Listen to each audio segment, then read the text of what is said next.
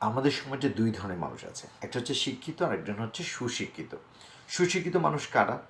সুশিক্ষা এমন একটা জিনিস, সুশিক্ষা মানুষকে বিনয়ী করে। আপনি যদি এদের সাথে কথা বলেন আপনার খুব ভালো লাগবে।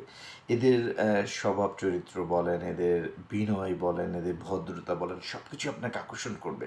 আপনার মনে হবে আমি যদি আরেকটু সময় এদের সাথে থাকতে পারতাম, খুব ভালো লাগবে। তাদের সঙ্গটাকে আপনি মিস করতে চাইবেন না। মানে একটা সুশিক্ষিত মানুষ তার বিনয়, তার স্বভাব চরিত্র, ভদ্রতা সব কিছু দিয়ে আপনাকে আকর্ষণ করবে। ঠিক এই অল্টারনেটিভ যারা শিক্ষিত কিন্তু সুশিক্ষিত নয়, তারা হচ্ছে অ্যারোগ্যান্ট, তাদের অহংকার বেশি। তারা এমনভাবে কথা বলবে, আপনি যদি তাকে সালাম দেন তারপরেও মনে হবে আল্লাহ রে কী একটা অপরাধ করে ফেললাম রে।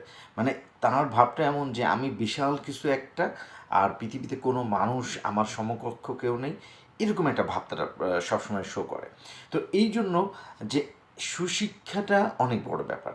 শিক্ষিত সবাই হয়, কম বেশি শিক্ষা সবারই মধ্যে আছে, কিন্তু সুশিক্ষা খুবই কম মানুষের মধ্যে আছে। এই জন্য আমাদেরকে সুশিক্ষিত হতে হবে, আমাদেরকে বিনয়ী হতে হবে।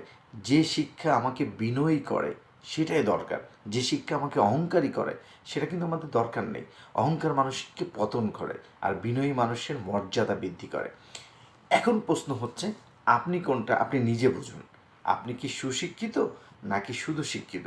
যদি সুশিক্ষিত হন আপনি অবশ্যই বিনয়ী হবেন, আর যদি সুশিক্ষিত না হন তাহলে আপনি হবেন অহংকারী। আপনি কোনটা?